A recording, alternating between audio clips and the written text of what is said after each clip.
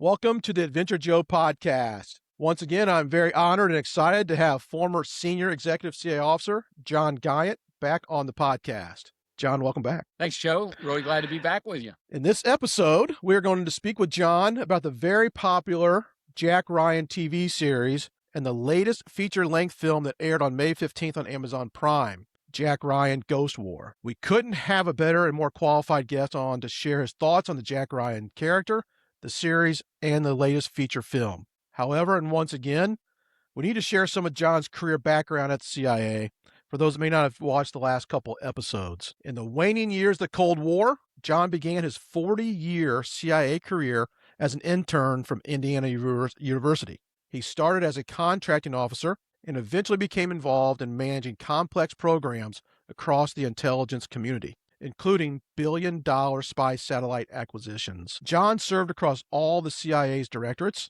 He supported numerous mission operations, including covert action and paramilitary training. As John took on additional leadership roles in his career, John headed the CIA's recruitment and retention center at the peak of hiring after 9/11, and then led the CIA University, where he led the agency's training platforms for operational officers, analysts, technologists, and support personnel. John advanced into the executive ranks with a broad set of roles and responsibilities. At the National Reconnaissance Office, John served as the Director, Management Services, and Operations, where he spearheaded a strategic shift for increased mission resiliency during an increased risk environment. After his time at the National Reconnaissance Office, he was then asked to return to CIA in order to lead the agency's operational HR functions during the COVID period, which I'm sure that was a challenge in itself. John concluded his 40-year career as Deputy Director of CIA for Support Management, where he oversaw the agency's critical global mission support organizations to include security,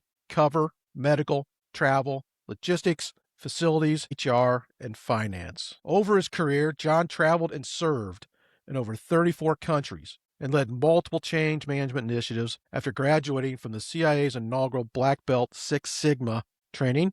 And he also attended executive leadership training at both the Kellogg School of Business and at the John F. Kennedy School of Government. John, again, whenever I read that, I just shake my head. Amazing.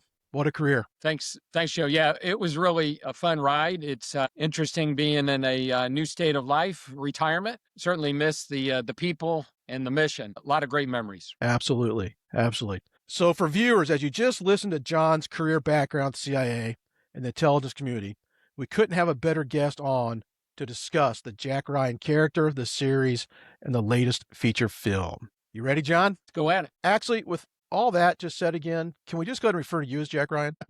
It's funny you say that because, Jack Ryan was, of course, a reluctant character who was pulled into areas that he never expected. And so there is a little bit of being able to relate to that. Oh, I'm sure. So with all the CIA/spy movies that have been made over the years, and to name just a few that I'm sure most viewers have probably seen, The Hunt for Red October, Argo, Patriot Games, Clear and Present Danger, Sum of All Fears, Jason Bourne, The Recruit, etc. What is it about the Jack Ryan character and series that you like the most? Yeah, thanks, Joe. I think I would start with the author who created the character, Tom Clancy. I'm a big fan of Tom Clancy. Very interesting man. He wrote his first book, The Hunt for Red October, back in '84 when he was working for an insurance agency. And he didn't have a military or intel background whatsoever. He was just very fascinated. He did a lot of open source research. He would talk to experts, and he would leverage what other people, desired to be able to share. People like to be able to tell their story and kind of make things good about what they do. They like a good positive light. And Clancy was able to extract that really well from them. He never tried to get into the classified realm. He wasn't looking to try to reveal secrets. He got information from what people could share or what he read, things like the Jane's books on military capabilities, what other countries do, etc. And he just became a very prolific writer. I enjoyed his books. I still have here on my shelf, as a matter of fact, I still have one of his books here. Red Storm Rising. That was a good read. Enjoyed Hunt for Red October. That was a great book. But just how he got into the details of things and made things so believable and authentic. Just his writing style. I mean, he wasn't. I don't think anybody's going to accuse him of being a great literaturist, but the storytelling he did, you got into his characters and you could really believe them. And so you said the Jack Ryan character, and I think the word character is really important. He developed characters in his stories, relationships. And that probably leads my second thought for you, Joe. And that is I like good variety in books and movies, right? I love, good action flicks. So I grew up on the James Bond franchise. Loved watching those as a kid and all the excitement and the gadgets and everything that would happen in those movies. Not very true to form in what happens in the real world, but nonetheless, just cool entertainment to watch, right? I love the Jason Bourne, kind of movies, even Mission Impossible with even the silly stunts and stuff. It's just cool, to see on the big screen, but it's kind of like food, right? So sometimes I like a good steak and some wine. Other times I'm into the hot wings and the beer. And I think Yeah, I right. think Clancy brought in with the Jack Ryan character, for me, that steak and wine that you could really sink your teeth into and just kind of savor the development of the characters and the suspense and so forth. And then I guess my final point that I'll make on this initial portion of the conversation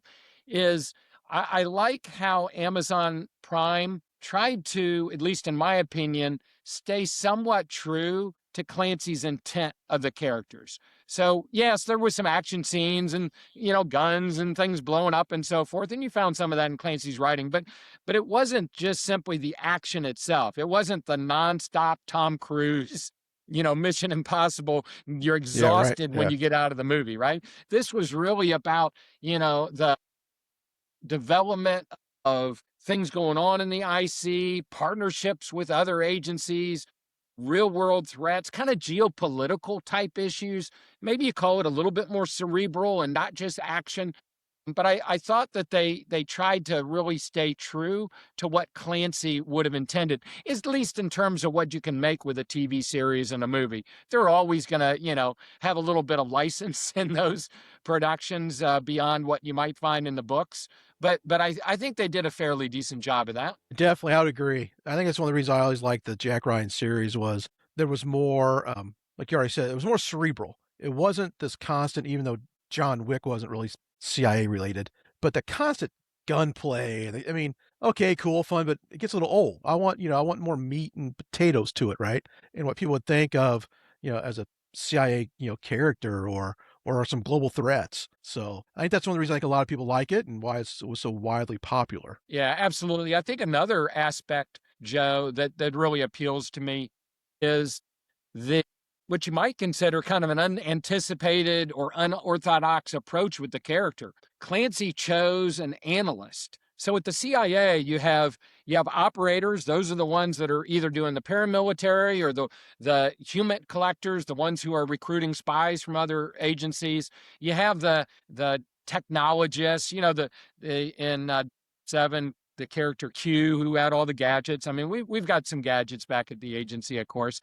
We have the analysts, and the analysts, are kind of seen as these dry academic types, and the old expression of you've met a extrovert analyst when they look at your shoes instead of just their own shoes, right?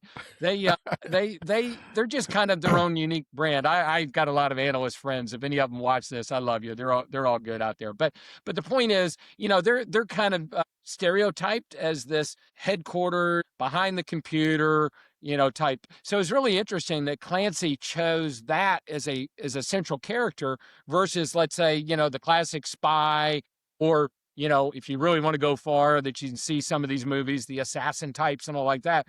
He chose an analyst, and the reason why I like that is our analysts are in the business of pursuing truth, no matter where it leads.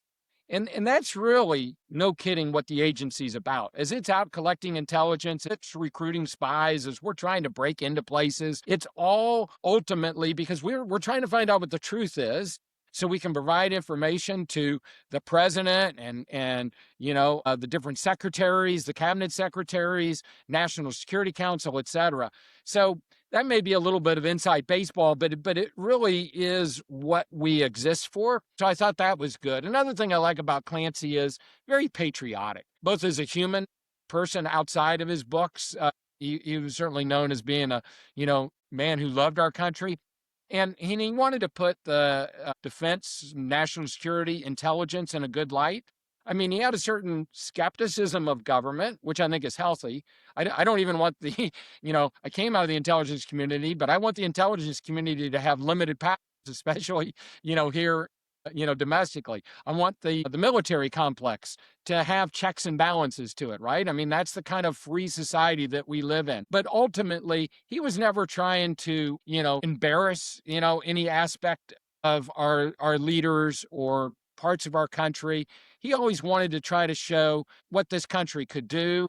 And it kind of made you proud to be an American, in my opinion, when you read his materials. And then, kind of back to the Jack Ryan movies that existed before Amazon Prime did their series, to include the made-for-TV series. I think that's another underlying element that I've always enjoyed. Definitely. Yeah, Clancy was definitely a one of a kind. No doubt about it. Yeah.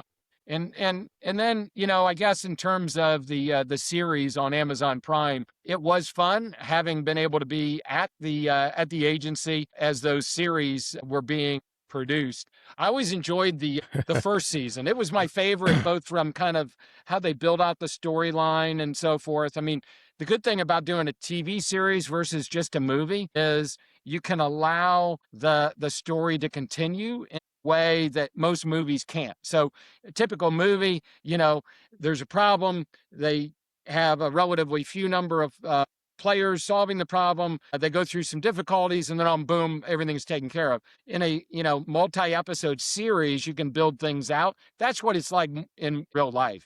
You have to have a lot of people coming into play. You have your folks in the field, you have your folks in headquarters, you have a wide range of people, support people from my background that I'm proud of, technologists, the people on the computers, et cetera. And I think you got to see that through the TV series. But, it was neat being there. They would, the actors and the production crews, they really wanted to be on site at CIA headquarters for those scenes. And they, again, kind of sticking true to Clancy, they would show the memorial wall where we have the stars chiseled into the marble of our fallen officers. They would show the characters walking across the seal. And, as somebody who got to walk in across that seal every morning going into work, I do feel a great sense of pride being able to go into that lobby and see the stars and to see that seal and to see the flags is really a powerful type of, daily routine, if you will. And I think they tried to be able to capture that. There's also, some funny things in terms of, what they did in the making of the series. That, those who worked there were able to get a good chuckle, or people on Reddit could devise some of the kind of the funny errors or mistakes or what have you. But it was really neat being able to be there. I bet. So for viewers, of course, and again, what you can say and share, what's it like for, quote, Hollywood to get access onto the headquarters? I mean, is it just a quick background check on everyone and everybody's cool and there's no major red flags? Or, I mean, do they want them there?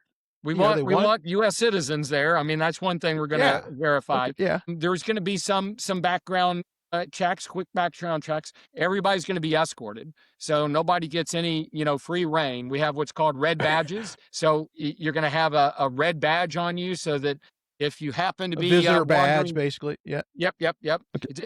And so if you're wandering beyond the bathroom, somebody's going to say, "Hey, you over there." You might get stopped. Exactly. So you have that going on. But, in terms of getting, Hollywood in there, sometimes it depends on what's being depicted. If somebody's got a screenplay that wants to absolutely make us look like imbeciles, probably not going to get access with this, right? Yeah. But you mentioned a film like Argo, that we worked very closely with the production of that movie, some of which was filmed on site at CIA. Great story. I recommend folks check it out. True story. And, how we were able to help get Canadian hostages out of Iran back in the 70s during the hostage crisis when they overtook the embassies. We were able to help get people out of there. Great story. I'll leave it to your viewers to go watch it. But the point is, we'll work with Hollywood. We do appreciate the branding and the attention, frankly, to a limited degree, because we want people to know, one, we're serving our country and serving the world, and we want to, have people interested, frankly, to come work for us or work with us. And so if we have a chance to be put out there in a little bit of a public view without compromising anything that would be in the domain of secrecy, then we're glad to do that. Now, some of us inside have sometimes wondered if we've gone a little bit too far in some of the outreach, because, Yeah. after a while you wonder, are you kind of, letting too many folks in the back room on how we do things? We try to balance that. Our Office of Public Affairs, I think, does a pretty good job on trying to balance that. So I'll leave that to others, but it's good working with them. And then, of course, they'll go through things that when you see the production, you're like, oh, that actually would not have been able to happen. So, for instance, I'll share with you, in that first episode, the first season, Jack Ryan, the character, is bicycling to work, coming out of Georgetown, and then he takes a very interesting route. They have him going by the Capitol, and he's going by different monuments and all. If you calculate it out, it would be over 15 miles and a 2-hour bike ride that he would have had to have done to go to all those places. So that kind of is funny. And then where he actually put his bike, they set up a bike rack almost right where I park, and right outside the front Oh, entrance. And you're wow. like, then when you That's come cool. into work after the production's all done, you're like, hey, where's the bike rack? But funny things like that were neat to observe. Yeah. Yeah. So kind of share viewers. I mean, so the opening scene, you obviously watched it. So the opening scene from the feature film, stuff like Jack Ryan. Krasinski is out. He's retired, right?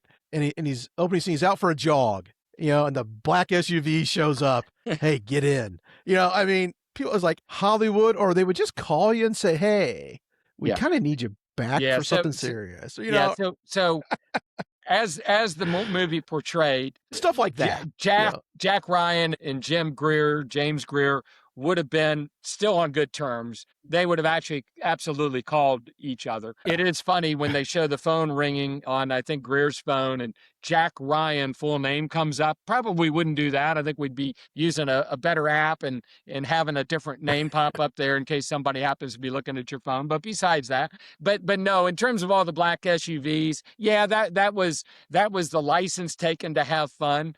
No, you wouldn't have had that. They wanted to build up the hey, what's going on here? But no, if we were trying to get a hold of somebody, it'd be a lot easier than that. Yeah, I thought so. But I was Yeah. like, let's hear from John. Yeah, Those kind of scenes are maybe little. yeah, Why'd you do that? Why make it so public? yeah. Right. People looking like, wow, just an SUV, just picked a guy up. Or Yeah, and they really did pretty well. He needed to have had better SDR training, I guess. He didn't do so well being able to see where they were. yeah, right, because they were kind of following him for a little bit on his run. Exactly. But I mean, as far as the movie itself goes, I enjoyed it. It was fun. I think they, kind of kept to that whole geopolitical, sense of things. I liked how they have us working with foreign partners. That really is a big piece of how we do business. We heavily rely on intel services. So MI6 in the movie with other countries, we work very closely with liaison services, and that's important. Regardless of how they portray it, people could quibble over that. The point is, we rely on our foreign partners significantly. I also, even though I didn't, I wouldn't say this kind of, it's a bit worn, I'll be honest, a little bit of the approach of this kind of ghost force, almost rogue type of organization. You've seen that in of course other movies, and kind of a Jason Bourne kind of aspect to it a little bit even. Treadstone. Yeah, exactly. I mean, Treadstone. they that's kind of a well traveled path for movies to take. I'd like to have seen maybe a little bit more creativity there. But what I will say, Joe, is it tried to get to the challenges we have in the gray area. So you saw, Wendell Pierce's character, James Greer, kind of talk about how he had to make very difficult decisions in very difficult circumstances that he knew might, be a risk for himself and others. And that happens a lot in our business. We have to make some very difficult decisions. I mean, so, one of the things that we've, used in how we describe things is we do have to follow the law. We're going to stay within the baselines, but we're going to get chalk on our cleats. And we do need officers at the agency who know how to navigate that area. You've got to find the way to say, yep, we have a constitutional government. I'm going to follow the law. But sometimes there's not a very clear prevailing answer to what do you do in a given circumstance. Now, a lot of times we'll make use of our outstanding lawyers that we have at the agency that can give us the guidance on what risks there are and what approaches we may want to take. So we use them a lot. But, if you're in the field and you're facing a difficult situation and you're under, to some degree, the laws of another country, and you're trying to figure out what to do, it can be a challenging area to operate in. And I think that the movie was trying to highlight that, notwithstanding the underlying premise that, again, I wouldn't mind a little bit more creativity on. I thought they did, a good service by, conveying the gray area we have to work within. Yeah, definitely. Well, I mean, a lot of life in itself is gray, so I can imagine, in the quote intelligence world and the threats, there's gray areas. And, there are, and we, interestingly, with that movie, the feature length movie, as well as the Four Seasons, they would bring in consultants to work with us and try to understand what our culture is like, kind of the terminology that we use, how do we approach certain things. So again, we're not going to go into actual operations or tradecraft by any means, but here's how we generally approach things, and here's what it's like to have to work at the agency. We will work with them on trying to help them understand that. And one of the things that we certainly would share is, we have to live within the gray area. Yeah, absolutely. So besides the Jack Ryan series, John, which is kind of the main focus of having you back on. And again, thanks again, for the time. And, you've got a fan following for sure. So I've getting messages like, Joe, you gonna have John back on about the Jack Ryan? Yeah, he's a busy guy. We'll get him back on. But besides the Jack Ryan, people that like, the CIA movies, you mentioned Argo for, any viewers that maybe haven't seen one or haven't thought about, Argo was pretty cool. Just because it also was a real life situation. It was a real life event. And I know, reading a little bit about the main, operations guy, Tony Mendez. I think it's a legend there. I think his wife was even the head of disguise for you guys, right? Yeah, they wonderful people. She's still around. He's passed, but she's since retired, but she's a terrific person. Awesome. Yeah. I've seen and read a little bit about herself and, some of her work, pretty amazing. Yeah. But, Argo definitely is the top of the list. I think I already mentioned, if you haven't seen the Clear and Present Danger, I like that one. That was a Jack Ryan character, Harrison Ford, correct, I believe? Yep. So absolutely. Yeah. Anyway, John, awesome stuff. Anything else?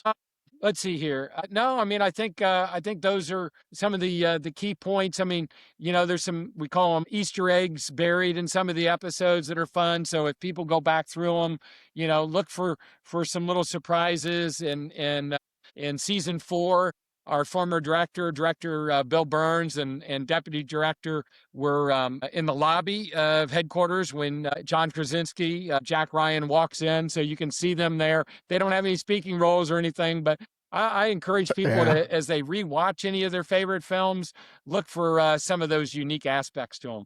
So, wow, they even actually got a little cameo role. They got a little cameo role, which was a lot of fun. Wow. Yeah. Yeah, that is pretty cool. John, sounds good. So we'll have to maybe come back again. It's, something I'm sure, I get people, knowing our relationship is, of course, a lot of the global events, I get messages, Joe, hey, ask him about this or that, or, okay, well, I will. Well, we'll see what he says. But anyway, of course, people are still fascinated with all the recent, let's go there real quick.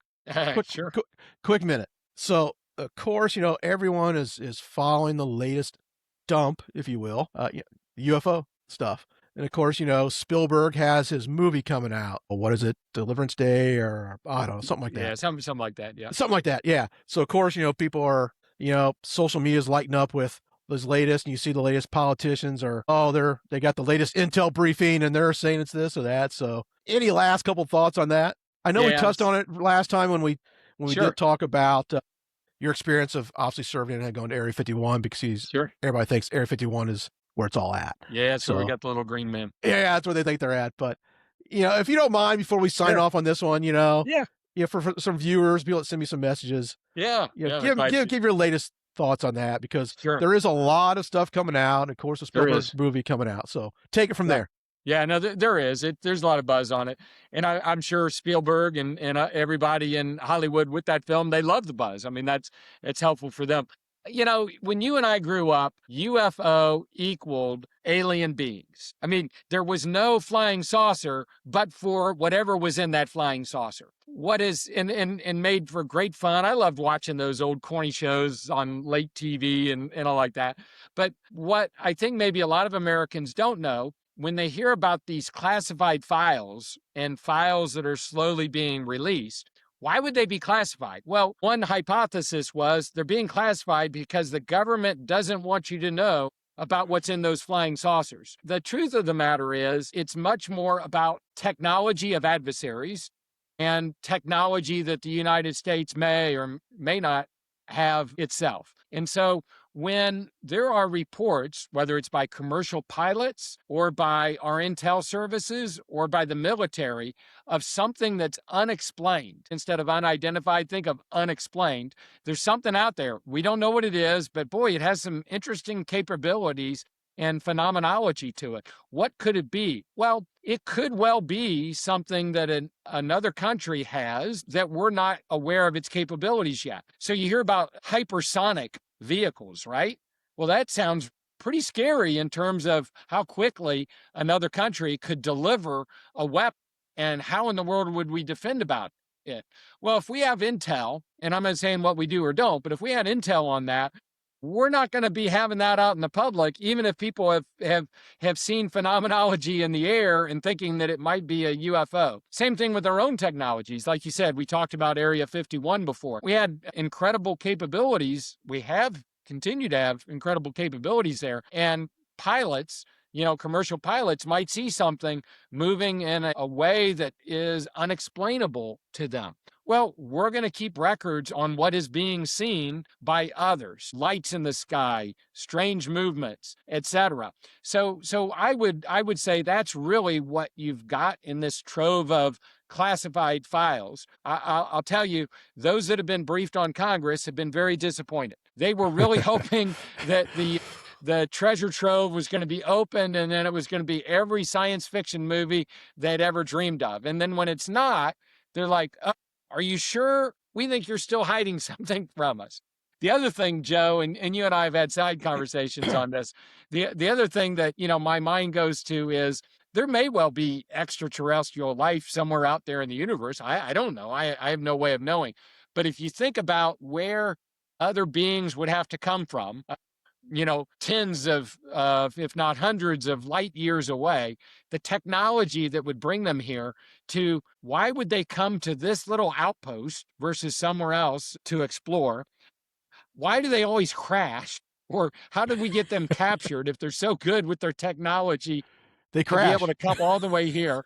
And then how is it that we're able to keep them, either, captured in a dead state or cryogenic state or whatever, fantasy we might have out there in the science fiction world? How is it we're able to do that and they've not retaliated against us? All these things kind of go through in my mind. And I think I may have mentioned this, Joe, last time, and I'll just leave on this. Yeah, it's kind of like, you capture a family member. I'm coming for you. I'm right? coming for you. Right? I'm calling some friends, and we're coming for you. Isn't let alone some. That's right. Isn't it kind of interesting? We've not had greater invasions coming in. And then the final one to me, and it's kind of the biggest one, just because I served so long in the government in the world of secrecy, where secrecy was not always adhered to often was not, is if we had all that going on, the ability to have kept that such a good secret, is to me the hardest to actually fathom. So, all these kind of things coming along together, the probabilities of some of these stories out there just become just a little too far for me to be able to follow. Who knows what's out there in the universe? I just don't think we have them captured and held in our government spaces. Yeah, yeah. It's Disclosure Day, Spielberg's upcoming movie, Disclosure Day. Yeah. So, of course, the internet and everything is going crazy because supposedly he's going to disclose what he knows. So, who knows? Anyway, but I thought we'd get that in there because, again, it's, people continue to be fascinated by it. And anyway, yeah, it is what it is. Good stuff. Fun to play around with. Exactly. John, I'm going to let you get going. Oh, you're a busy guy and have other stuff going on. But again, thanks for coming on and talking about the Jack Ryan series. Yeah, I know it's a widely popular series and show, and it's a good character. So hopefully we'll have you on back again sometime in the near future, and we'll talk again soon. And thanks again for your service, as always. Absolutely. John, have a great day.